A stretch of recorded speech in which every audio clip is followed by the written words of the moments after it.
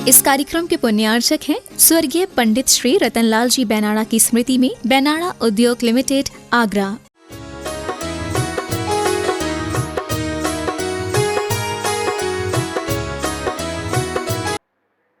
लेकिन अंतरंग से होना चाहिए। बस वैसा आप याद करते चले जाएंगे तो हम फील करेंगे कि हमारे चारों तरफ एक प्रोटेक्टिव शील्ड जैसी निर्मित हो गई है, एक सुरक्षा कवच जैसा निर्मित हो गया है। वो दिखता नहीं है लेकिन हमें सुरक्षित अवश्य रखता है। जैसे नमस्कार मंत्र है, वो भी इस प्रकार से कार्य करता है। कोई बीजाक्षर है, ओम बीजाक्षर, ह्रीम बीजाक्षर, अथवा ओम अरहम नमः, यह मंत्र भी कार्य करता है। अथवा पार्श्वनाथ प्रभु का नाम, यह भी कार्य करेगा। शांतिनाथ भगवान का मंत्र, यह भी कार्य करेगा। लेकिन सबसे ज्यादा कार्य यदि कुछ करने वाला होगा तो हमारी आस्था से उत्पन्न हुआ जो मंत्र होगा वो कार्यशाली होगा। इस बात को समझे।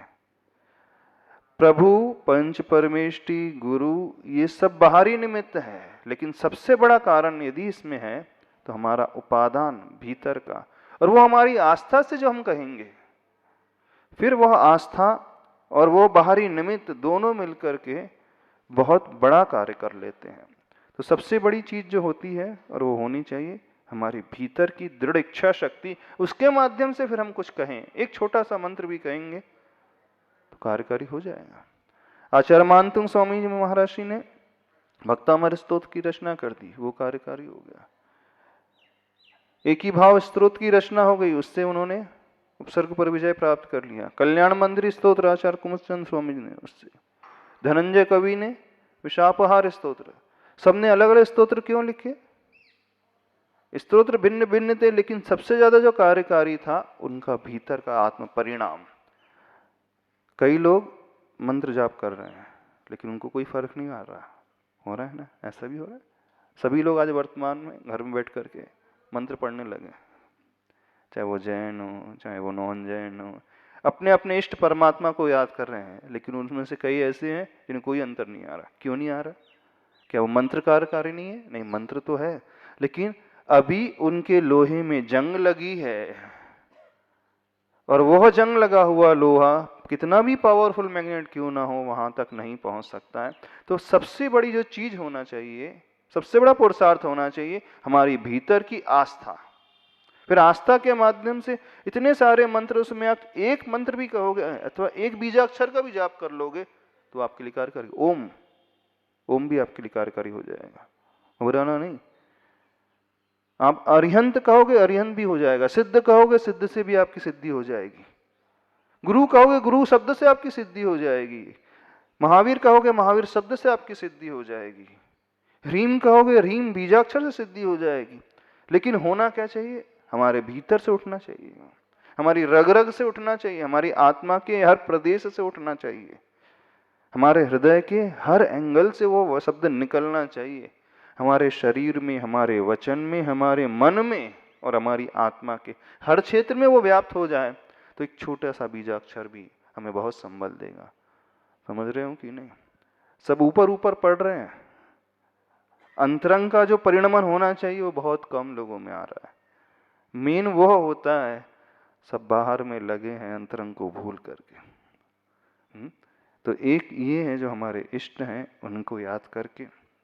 दूसरे वे लोग हैं जिन्होंने इसके ऊपर विजय प्राप्त की, आपसे अधिक उम्र वाले, कम उम्र वाले। और आप मैथमेटिकली देखोगे, परिस्थिति को देखोगे तो आज भी 99% रिकवरी हो रही है। उसको मात दे करके लोग आ रहे हैं। तो दृष्टि किस ओर रखें? आशा की ओर रखें। दृष्टि में निराशा भाव नहीं लाए, दृष्टि आशावादी होना चाहिए। और जैसे ही आशावादी दृष्टि हो गई तो हमारा शरीर भी सहयोगी हो जाएगा, इंटरनल पार्ट्स भी सहयोगी हो जाएंगे इस परिस्थिति को जीतने के लिए।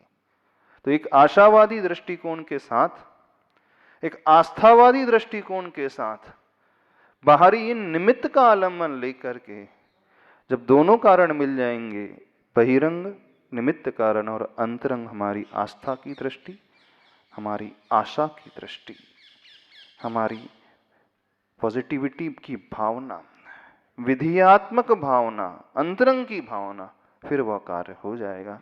अब आपकी आस्था जिस मंत्र पे, उस मंत्र को बहुत गहरे से कहना शुरू कर दो, उसका चमत्कार आप सब अपने जीवन में देख लेना। महाराज श्री सालू उपाध्याय नोएडा से चरणों में बारंबार नमोस्तु करते हुए, उनकी शंका है महाराज श्री, मैंने MBA किया हुआ है और मेरा अपनी फील्ड में एक्सपीरियंस भी है, लेकिन उसके बावजूद कुछ टाइम से और इस लॉकडाउन में जॉब रिजेक्शन से फेस कर रही हैं। उसकी वजह से मेरे माइंड में नेगेटिविटी आ गई है, तो इसको कैसे दूर करें, कृपया मार्गदर्शन करें। प्रकाश के पहले, सूर्योदय के पहले घोर अंधकार होता है। जब जीवन में अंधकार से छाने लगे, तब समझना कुछ समय के पश्चात भोर अवश्य होते। एक प्रकृति का नियम है। हमारी तस्वीर डार्क रूम में निखर करके आती है।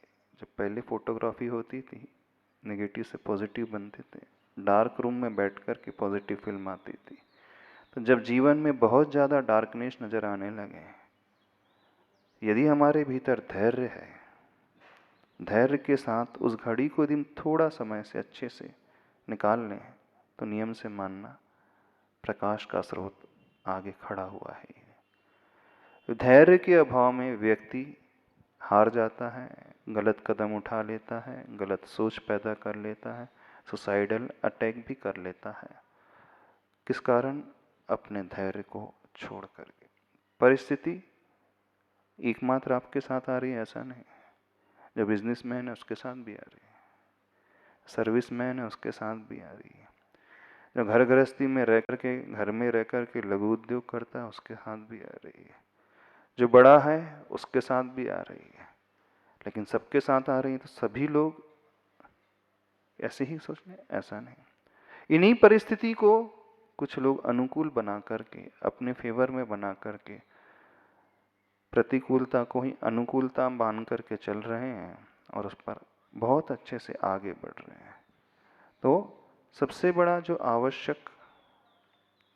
बड़ी आवश्यक जो थीम है हमारा पेशेंस, उसे हम नहीं खोएं। मान लें समय एक जैसा हमेशा नहीं होता है और फैक्ट है, कुछ समय के पश्चात सब कुछ बदल जाता है। इस भावना को अपने भीतर रखें। चूँकि आप पढ़े लिखे हों, दुनिया को देखा है, एक्सपीरियंस होल्डर हों, तो आप बहुत अच्छे से समझ सकते हो फेस कैसे करना। एक कंपनी में जब प्रॉब्लम्स आते हैं तो प्रॉब्लम्स के भीतर ही सॉल्यूशन छिपा हुआ होता है। Question mark itself contains with in answer. Question mark कैसा लिखा जाता है? ऐसा साइन होता है, उसके नीचे एक डॉट होता है, फुल स्टॉप में भी डॉट होता है। तो हर प्रश्न अपने भीतर, हर समस्या अपने भीतर एक समाधान छिपा करके रखती है। बस दृष्टि है उस समाधान को हम देखें, और वह समाधान तब निकल करके आता है जब हम पेशेंस रख करके देखने की कोशिश करते हैं। इम्पेशेंस से देखेंगे तो आता हुआ समाधान भी हमारे लिए प्रॉब्लम बन जाता है।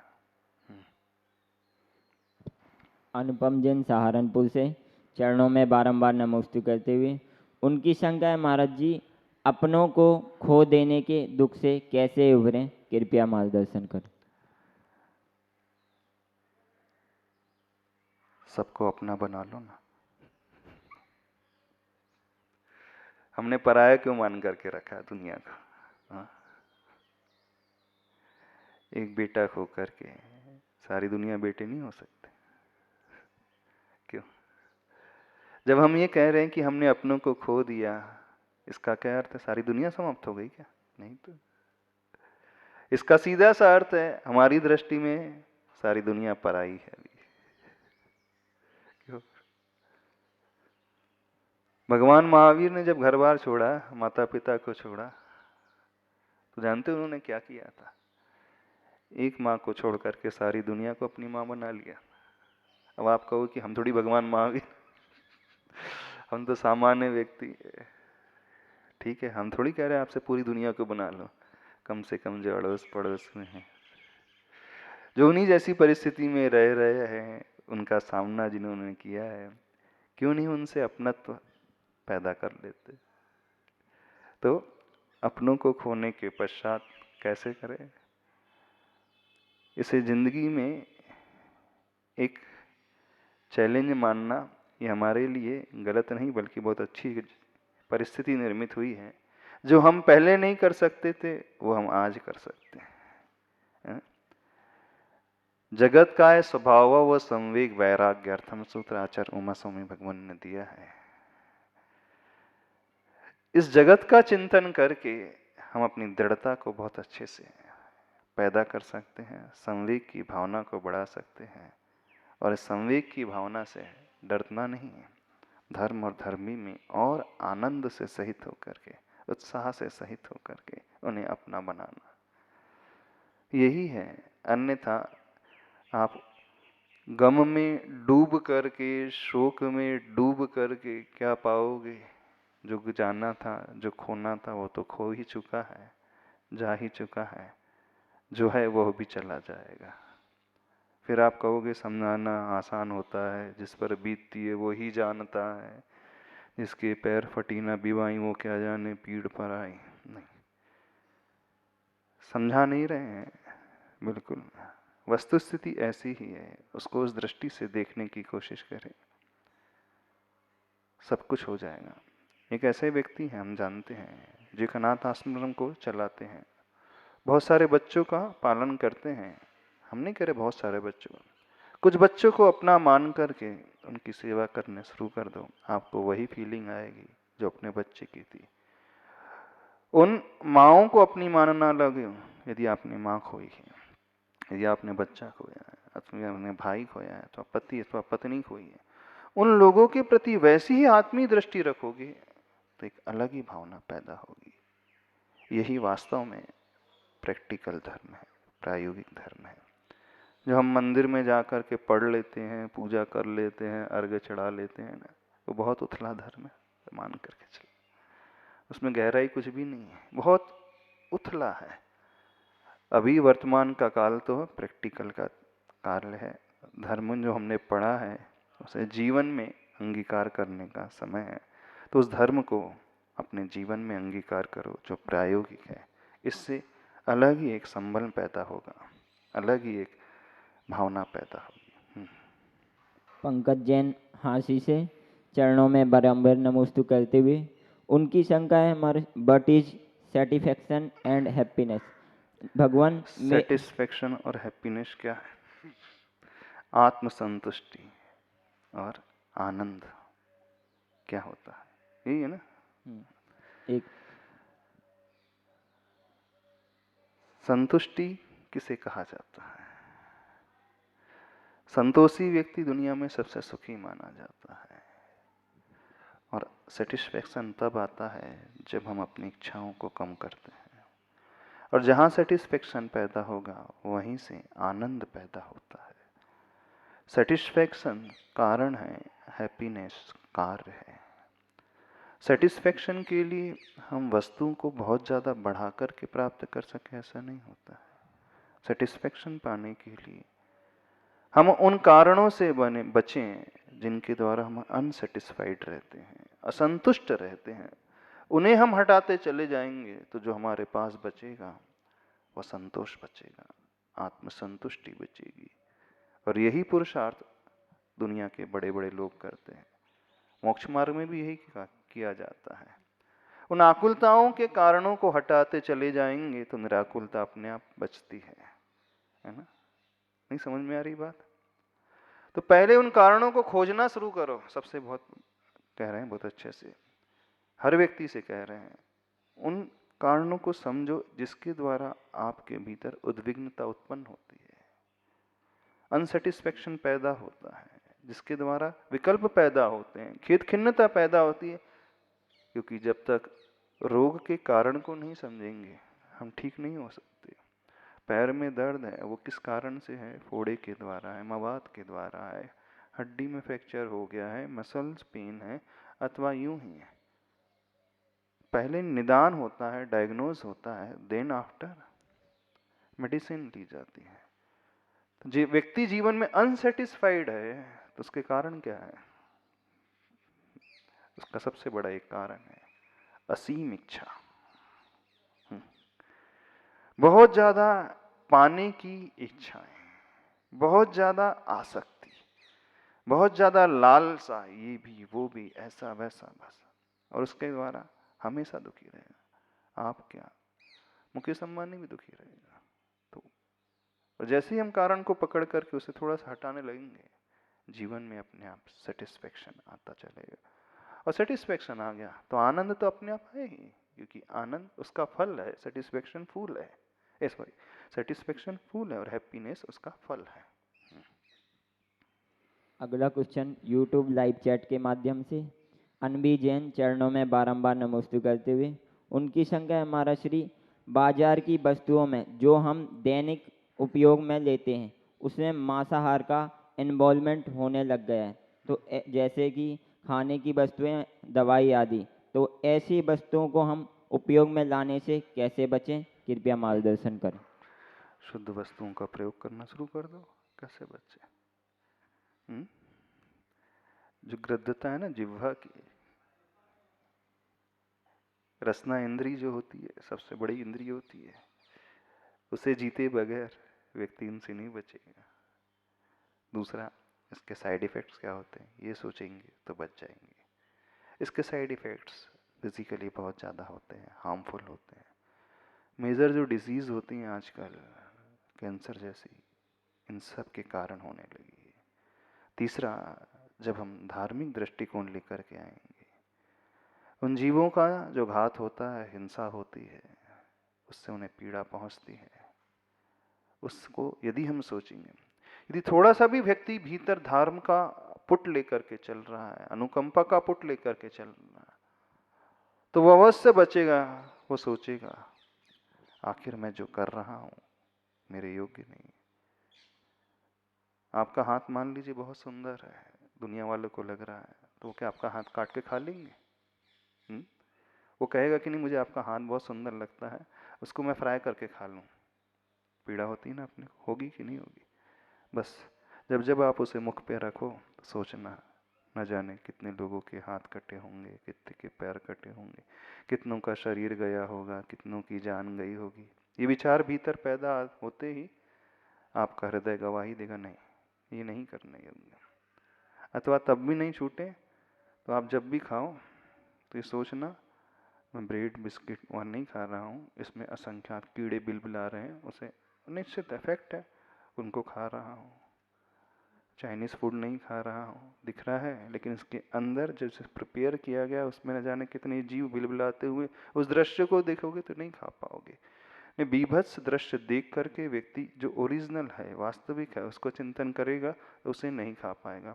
तो ये दृष्टिकोण हमारे अपने भीतर लाना पड़ेगा, चाहे हम धार्मिक दृष्टिकोण से समझें, चाहे हम शारीरिक दृष्टिकोण से समझें, चाहे अपनी तृष्णा को जीत करके समझें, चाहे अन्य की पीड़ा को अपनी पीड़ा मान करके समझें, तो बहुत अच्छे से ऊपर उठ सकते हैं। फोर्स से नहीं उठ सकते। हम लाख कोशिश कर लें, त्याग करा दे, तुम त्याग कर दो, नहीं होगा कुछ, क्योंकि आपने वस्तु से समझी नहीं।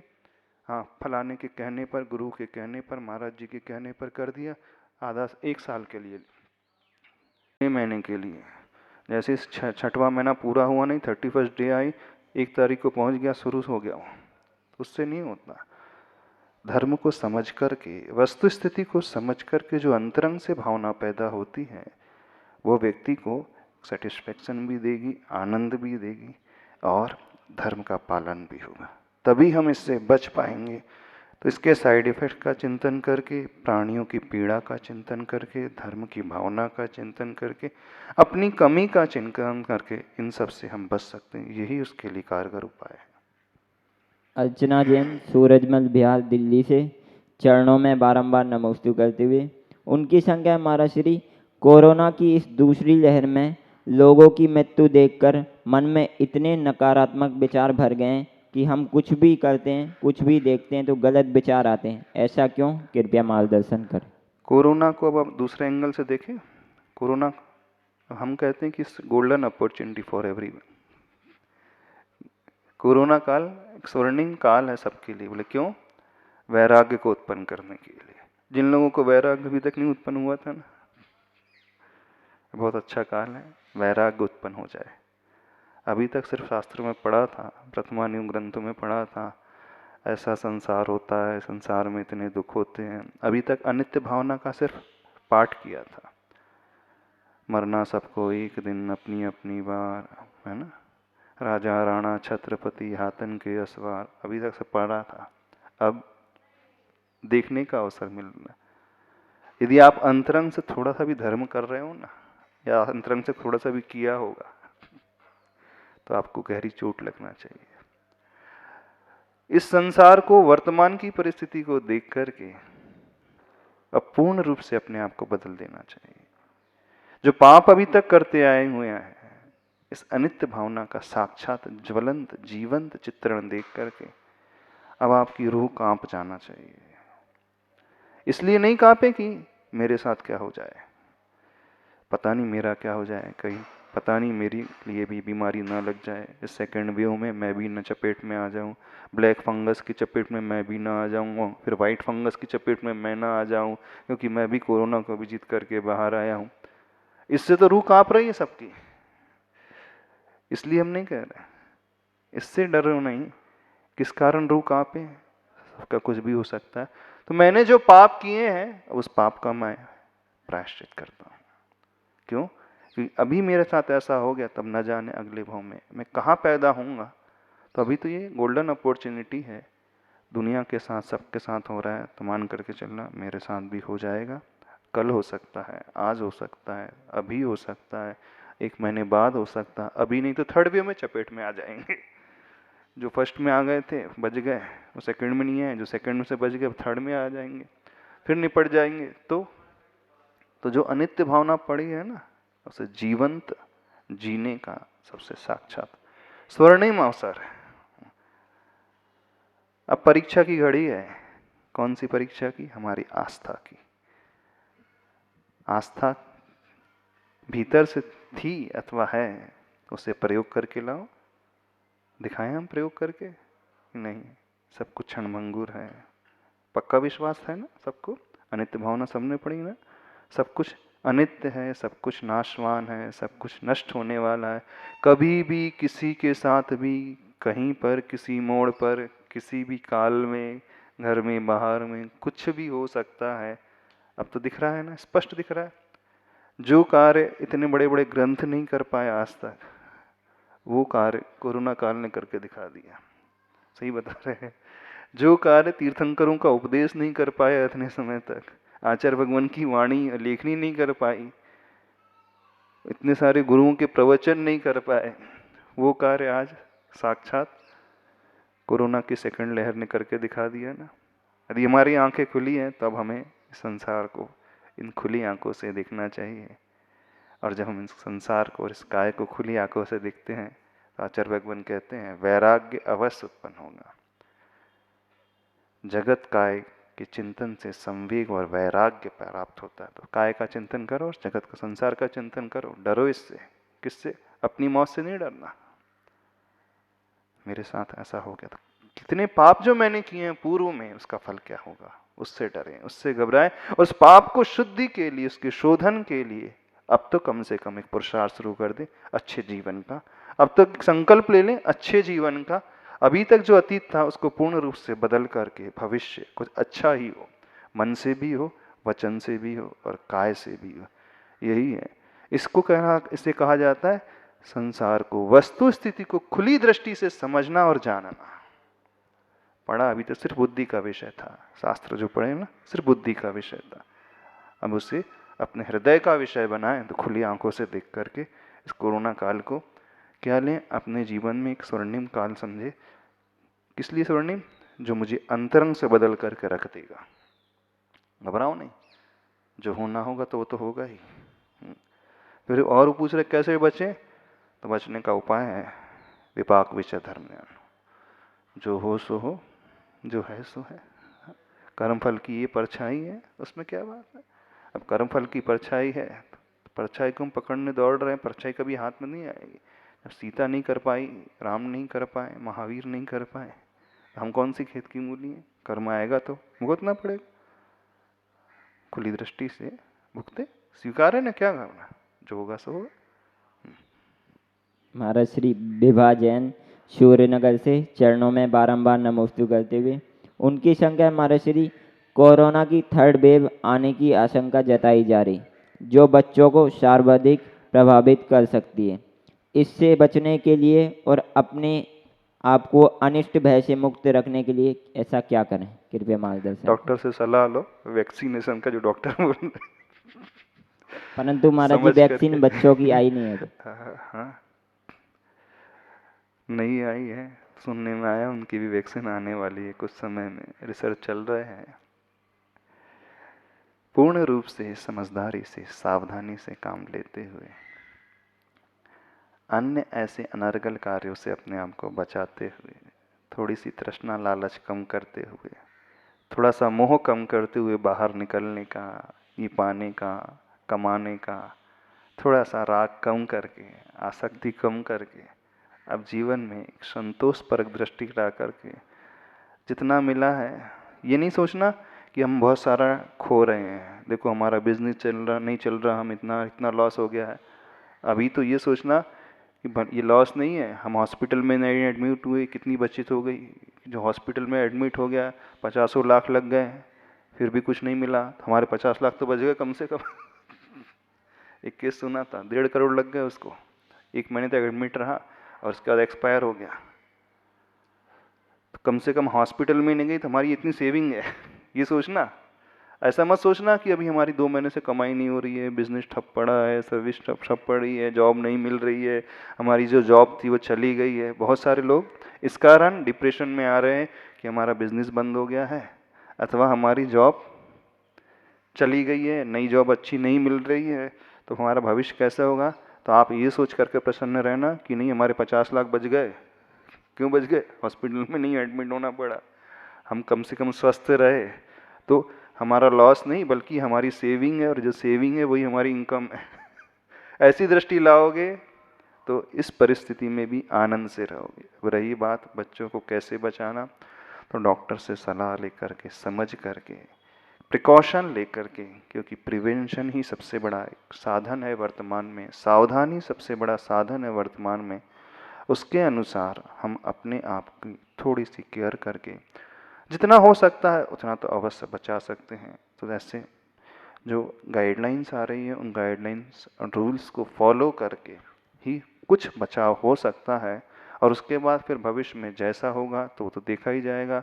और एट द सेम टाइम अपना इम्यून सिस्टम मजबूत बनाने के लिए जो आप कर सकते हैं वो अवश्य करें। क्या कर सकते हैं? तो अपने आप को ध्यान के माध्यम से, धर्म के माध्यम से जोड़ें, अपनी मानसिकता में से निगेटिविटी हटाने की कोशिश करें, उन बच्चों के लिए भी प्रेरित करें, वस्तु स्थिति का उन्हें ज्ञान कराएं, और असावधानी से बचाने के लिए जो जो नियमावली बताई गई हैं, गाइडलाइंस जारी की गई हैं गवर्नमेंट के अनुसार, एक अच्छे से फैमिली डॉक्टर से कंसल्ट करके पहले से ही अपनी आप की तैयारी कर कर रखें। यदि इन केस हो भी जाए देन हम कैसे उसको फेस करें, कैसे हम रिएक्ट करें, क्या क्या हम लें और क्या क्या हम ना लें, इनसे पहले ही एक पूरी की पूरा एक प्रॉपर जो प्लानिंग होती है उस प्लानिंग को कर करके रखें, और इसका ज्ञान उन बच्चों को भी कराएं ताकि वे डरेंगे नहीं। क्योंकि शत्रु बहुत बड़ा है, तब शत्रु बड़ा है और सामने ही खड़ा है, तब हम कैसे सामना करें उसके लिए अपने आप की तैयारी कमर कस करके करना प्रारंभ कर दें, तभी संभव है उसके बाद हम कुछ कर सकते हैं, अन्यथा हम कुछ नहीं कर सकते। और रही बात उस भय को जीतने की, तो भय को जीतने के बहुत सारे उपायों की चर्चा हो चुकी है। एक उपाय और है, आत्मदृष्टि लेकर के आए। शायद एक दिन हमने ध्यान में बताया था, क्या लाना है? शरीर का ही मरण होता है, आत्मा का तो मरण होता नहीं है। यदि शरीर छूट भी गया तो दूसरा शरीर मिल जाएगा, नया शरीर मिल जाएगा। इसका अर्थ ये नहीं लगाना कि हम कह रहे हैं कि आत्महत्या कर लो। इसका अर्थ क्या है?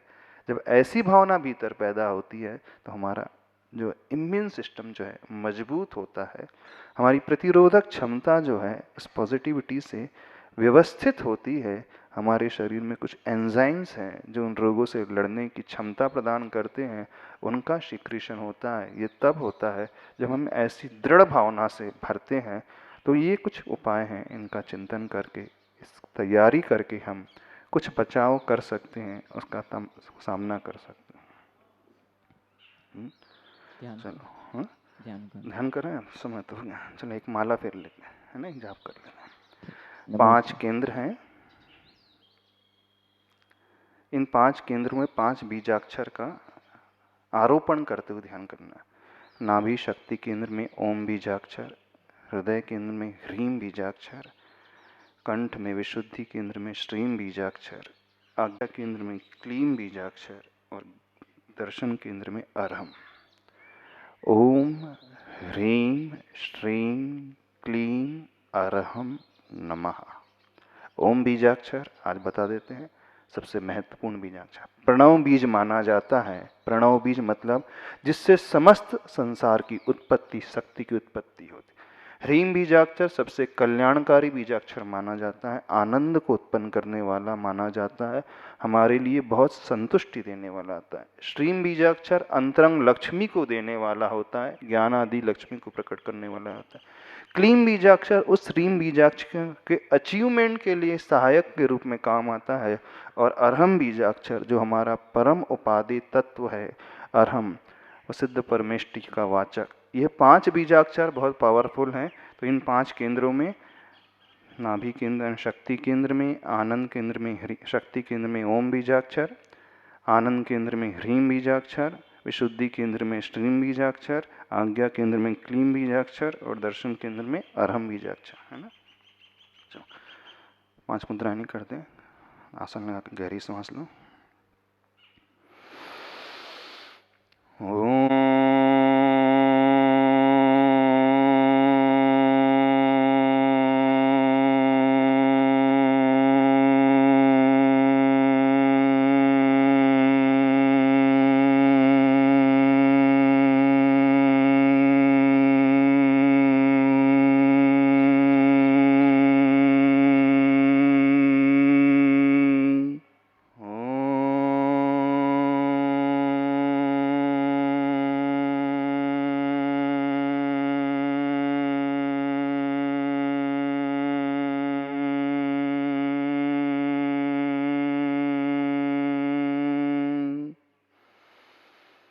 नाभि केंद्र में दृष्टि लाते हुए सफेद रंग में उस ओम बीजाक्षर को ऊपर उठता हुआ क्रमशः एक एक केंद्र पर दृष्टि लाते हुए एक एक बीजाक्षर को देखें। ओम ह्रीम, कंठ की ओर दृष्टि लाते हुए श्रीम, ज्ञान केंद्र पे क्लीम, दर्शन केंद्र में अरहम, श्रीम क्लीम अरहम नमः। उच्चारण करते जाएं। ओम ह्रीम श्रीम क्लीम अरहम नमः। ओम ह्रीम श्रीम क्लीम अरहम नमः। बहुत ध्यान से एक एक केंद्र पर देखते हुए ओम ह्रीम श्रीम क्लीम अरहम नमः। ओम ह्रीम श्रीम क्लीम अरहम नमः। ओम ह्रीम श्रीम क्लीम अरहम नमः। ओम ह्रीम श्रीम क्लीम अरहम नमः। ओम ह्रीम श्रीम क्लीम अरहम नमः। ओम क्लीम अरहम नमः। ओम ह्रीम श्रीम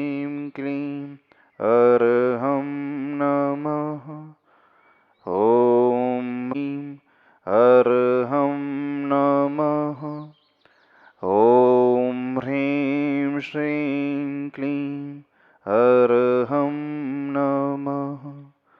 ॐ ह्रीं श्रीं क्लीं अर्हं नमः नमः। ॐ ह्रीं श्रीं क्लीं अर्हं नमः। ॐ ह्रीं श्रीं क्लीं अर्हं नमः। ॐ ह्रीं श्रीं क्लीं अर्हं नमः। ॐ ह्रीं श्रीं क्लीं अर्हं नमः। श्रीं क्लीं अर्हं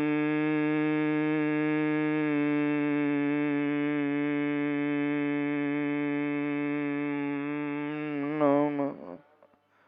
दोनों हाथ जोड़ें, हृदय के निकट लाएं। परम शांति। ॐ अर्हं परम शांति। ॐ अर्हं परम शांति। दोनों दिल को रगड़कर पूरी ऊर्जा को अपने शरीर से स्पर्शित करते हुए एक्सेस एनर्जी को संसार के कल्याण के लिए समझो। बोले महावीर भगवान की, आचार्य भगवान गुरुदेव विद्यासागर जी महाराज की।